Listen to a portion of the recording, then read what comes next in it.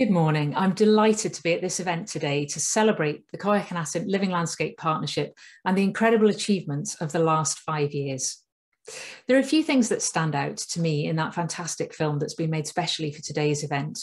One of the things I particularly love is that the intergenerational nature of this initiative comes through loudly and clearly.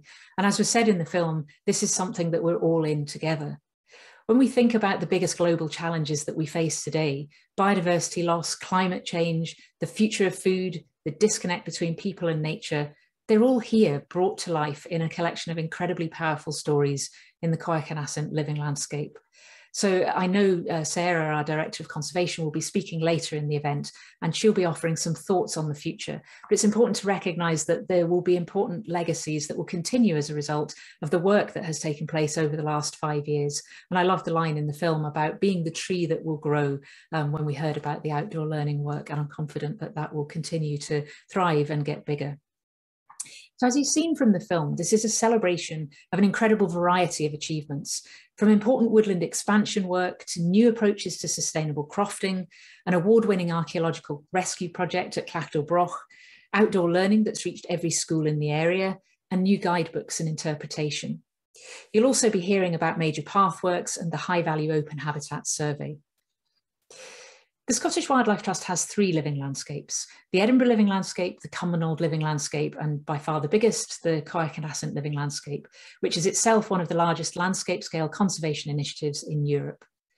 And despite the obvious differences in scale, habitats, demographics, and so on, what unites the living landscapes is their ability to bring people and nature back together, a collaborative approach that remembers people are part of nature, and that in order for communities and the economy to thrive, nature needs to thrive too. Luckily, that reality is being increasingly well recognised and understood, as evidenced by the fact that the United Nations has designated this decade as the Decade on Ecosystem Restoration. And there have been publications of seminal reports, such as the Dasgupta Review that came out earlier this year. And that was an independently commissioned report into the economics of biodiversity. And I quote that it recognised our economy's livelihoods and well-being all depend on our most precious asset, nature. The Scottish Wildlife Trust has long championed the need to integrate economic, social and environmental considerations through taking an ecosystem approach at the landscape scale. The Coigach and Assynt Living Landscape, or CALL as it's affectionately come to be known, is itself over 10 years old, and it was launched at an event in Achiltaboo that I remember well. And CALL has a vision for 2050 that was developed collaboratively at the outset.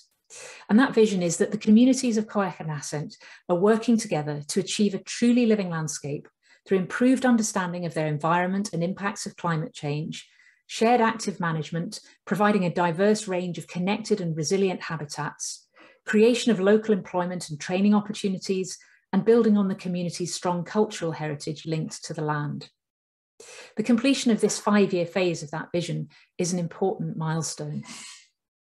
So before I formally introduce the first session of today's conference, I'd like to say a really big thank you to everyone who's helped make the achievements we're celebrating today possible. That includes our funders, the National Ossory Heritage Fund, the Scottish Rural Development Programme's Forestry Grants Scheme, Nature Scot, the Garfield Weston Foundation and the Lund Trust. And of course, everybody who's donated time, money, skills and efforts to helping make these achievements possible. There would be too many to name them individually, but what's clear to me is that at the heart of the success of this initiative is a collaborative approach. And I'm confident that that spirit of collaboration will remain at the heart of the partnership as we look to the future.